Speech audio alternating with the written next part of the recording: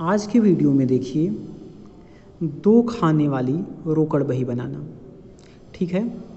Question number 2 है, निम्नलिखित लेन देनों से श्रेष्ठ मिस्त्री लाल के 2 खानों वाले रोकड़ बही में लिखिए तथा खाता बही में खतौनी कीजिए। वर्ष 2013 जनवरी 1 पिछली शेष रोकड़ 5000, नकद विक्रय 800। 7 जनवरी को शुभेंद्र से नकद माल खरीदा 740, ब्रजेश कुमार को नकद माल बेचा 500, रामदास को 1700 भुगतान में दिए 1678, मनोज ने 200 भुगतान में दिए।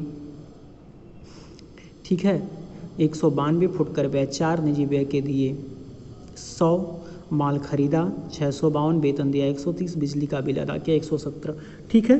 तो ये सौदे हैं जिसकी आपको 2 खाने वाली रोकड़ बही में प्रविष्टि करनी है। तो देखिएगा 2 खाने वाली रोकड़ बही में मुख्य रूप से आपके 2 कॉलम होंगे। एक आपका अमाउंट का कॉलम होगा, एक डिस्काउंट का कॉलम होगा, जो कि आपका डेबिट की तरफ, एक कॉलम आपका डेबिट की तरफ और एक डिस्काउंट का कॉलम और अमाउंट का कॉलम क्रेडिट की तरफ। ठीक है। 2 पक्ष आपके होंगे रोकड़ बही में, बायां पक्ष आपका डेबिट पक्ष, दायां पक्ष क्रेडिट पक्ष, और एक बाएं तरफ पक्ष में एक डेट का कॉलम होगा, एक दाएं तरफ डेट का कॉलम। ठीक है। पहला डेट का कॉलम, दूसरा पर्टिकुलर, तीसरा अमाउंट, डिस्काउंट, फिर अमाउंट, फिर डेट है, पर्टिकुलर है, डिस्काउंट है, अमाउंट है। तो देखिएगा रोकड़ शेष प्रश्न में 2013 जनवरी 1 को दिया हुआ है 5000। तो हम टू बैलेंस बीडी करेंगे 5000 से। ठीक है। रोकड़ बही हम बना रहे, रोकड़ बही में जो भी प्राप्तियां होंगी या आय होगा उसको हम कैश बुक के डेबिट साइड में लिखेंगे और जो भी भुगतान होगा कैश बुक के क्रेडिट साइड में हम लिखते हैं। ठीक है। तो कैश बुक में हम कैश से संबंधित लेन देनों का ही लिखा करते हैं, ऐसे लेन देनों का लिखा करेंगे जिसका प्रभाव कैश पर पड़ता है, जिससे कैश कम होगा या कैश अधिक होगा। आगे है नकद विक्रय 800। तो विक्रय करेंगे तो कैश आएगा, कैश की प्राप्ति हो रही है तो हम लिखेंगे टू सेल्स अकाउंट 800। अगला है शुभेंद्र से नकद माल खरीदा, 7 तारीख का सौदा है, 740 का शुभेंद्र से माल खरीद रहे, नकद माल खरीद रहे हैं तो कैश में आपकी कमी होगी। ठीक है।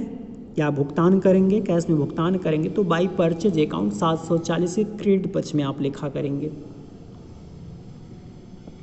अगला सौदा है ब्रजेश कुमार को नकद माल बेचा 500। ब्रजेश को आप नकद माल बेच रहे हैं। ठीक है। तो कैश आएगा तो कैश की प्राप्ति इधर लिखेंगे डेबिट साइड में टू सेल्स अकाउंट 500।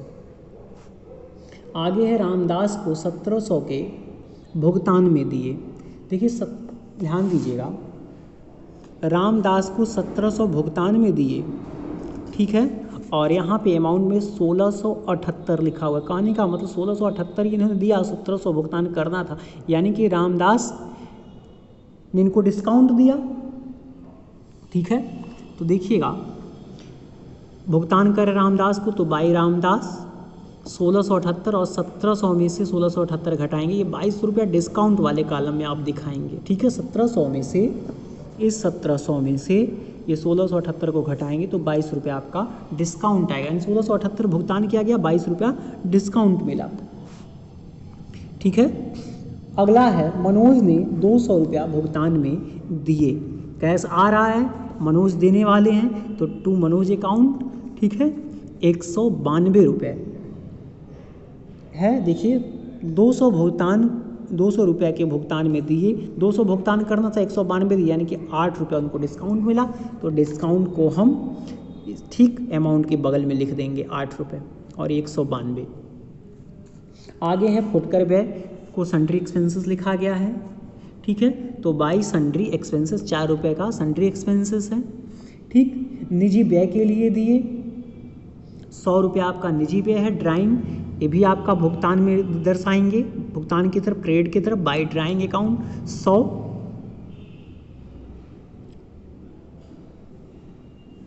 माल खरीदा, माल खरीदेंगे कैश जाएगा, भुगतान है कैश का तो बाई परचेज अकाउंट 652 का माल खरीदा गया है।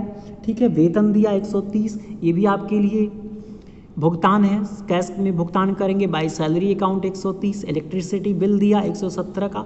ठीक। अब दोनों तरफ को आप बराबर कर देंगे। देखिए इस तरफ आप जोड़ेंगे, इस तरफ का जोड़ आपका आएगा